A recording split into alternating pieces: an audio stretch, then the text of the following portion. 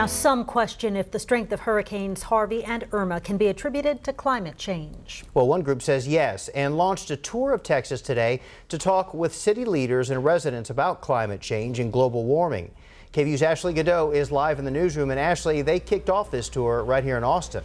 They did, Mike and Quita. You know, the city has a lot of initiatives aimed at reducing waste and decreasing environmental impacts, making it the prime city to launch the tour, and the mayor gave a warm welcome. But some say their message will be a tough sell in other cities. In a fleet of electric vehicles, Public Citizen is launching a tour across Texas. Leaders with the nonprofit consumer advocacy group plan to talk with city leaders and residents about climate change. Our state has more climate-related disasters than any other state in the nation. Hurricane Harvey is just the latest example of this, according to the group and its partners. We have record-breaking flooding in Houston. They're saying 1,000-year flood events.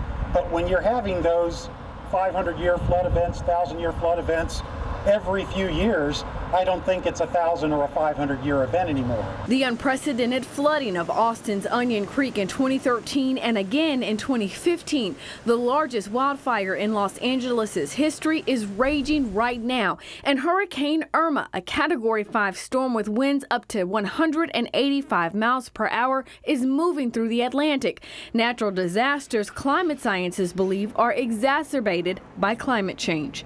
Watching Harvey and now Irma, no one can deny the relationship between intensity of storms and warming of the ocean. They're encouraging people to make small changes. There are modest things you can do. You can go home and change out the light bulbs in your house to LED light bulbs. You could turn down your air conditioning when you leave for work during the day. They also want cities to establish environmentally friendly policies. Austin is already on board with programs to reduce emissions and pollution. This is not a political issue. Climate change is going to affect us whether you believe in it or not. But other Texas cities may not be as open. Matt Makoviak is a Republican consultant. This is a tough sell. I mean, the Trump administration, Republicans on Capitol Hill, Republicans in the state of Texas, this is not something that they're all that worried about, and it's certainly not something that they want to, shut down our domestic energy production for some type of benefit that no one can even describe.